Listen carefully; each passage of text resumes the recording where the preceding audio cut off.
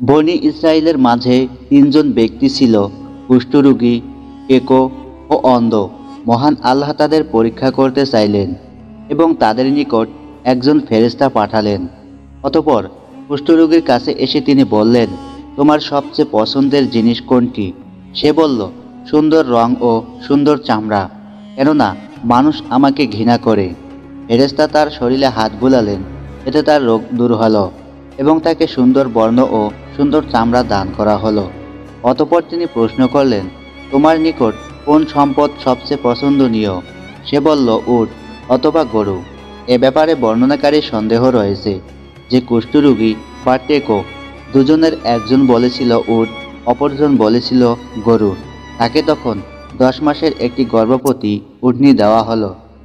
ফেরেশতা বলেন, আল্লাহ তোমার এতে বরকত দিন। তারপর তিনি টেকো ব্যক্তির কাছে গিয়ে প্রশ্ন করলেন, তোমার সবচেয়ে পছন্দের জিনিস কোনটি? সে বলল, সুন্দর চুল এবং এই টাক হতে মুক্তি, লোকেরা যার কারণে আমাকে ঘৃণা করে।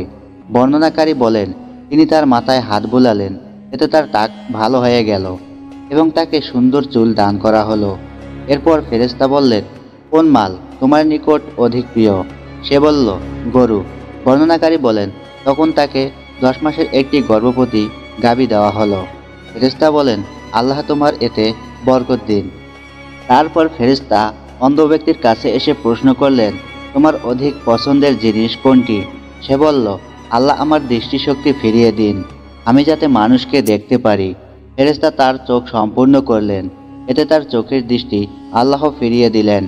এরপর ফেরেশতা প্রশ্ন করলেন, কোন মাল তোমার নিকট অধিক প্রিয়? সে বলল, ছাগল। তাকে তখন এমন একটি ছাগলি দেওয়া হলো যা অধিকাংশই বাচ্চা দেয়।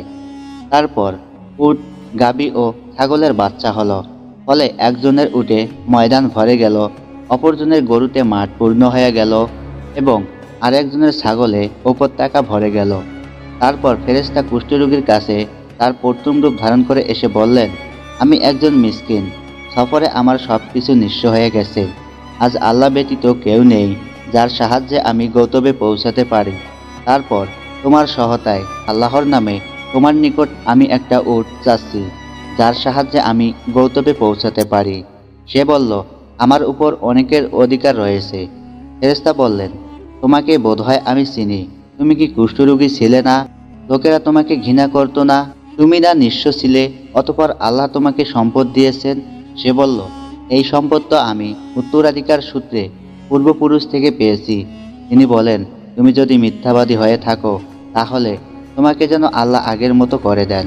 এরপর তিনি টেকো ব্যক্তির কাছে তার আগের রূপ ধারণ করে এসে প্রথম লোকটিকে যা বলেছিলেন তা বললেন। সেও একই উত্তর দিলেন যা পূর্বের লোকটি দিয়েছিল। ফেরেশতা ওকেও বলেন, তুমি যদি মিথ্যাবাদী হয়ে থাকো তাহলে আল্লাহ যেন তোমাকে পূর্বের অবস্থায় ফিরিয়ে দেন।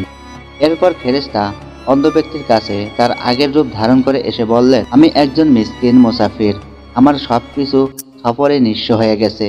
এখন গন্তব্যে পৌঁছতে আল্লাহ ব্যতীত আর কোনো উপায় নেই। তারপর তোমার সহায়তায় সেই আল্লাহর নামে তোমার কাছে একটি ছাগল সাহায্য চাচ্ছি, যিনি তোমাকে তোমার দৃষ্টিশক্তি ফিরিয়ে দিয়েছেন। এ ছাগলটি দিয়ে আমি বাড়ি পৌঁছাতে পারবো। লোকটি বলল, আমি অন্ধ ছিলাম, আল্লাহ আমার দৃষ্টিশক্তি ফিরিয়ে দিয়েছেন। আমি দরিদ্র ছিলাম, আল্লাহ আমাকে ধনী করেছেন। কাজেই তোমার যত ইচ্ছা মাল তুমি নিয়ে যাও। আল্লাহর শপথ, মহান আল্লাহর হস্তে আজ তুমি যা কিছু নিবে তার জন্য আমি আজ তোমার নিকট কোনো প্রশংসায় বাদী করব না।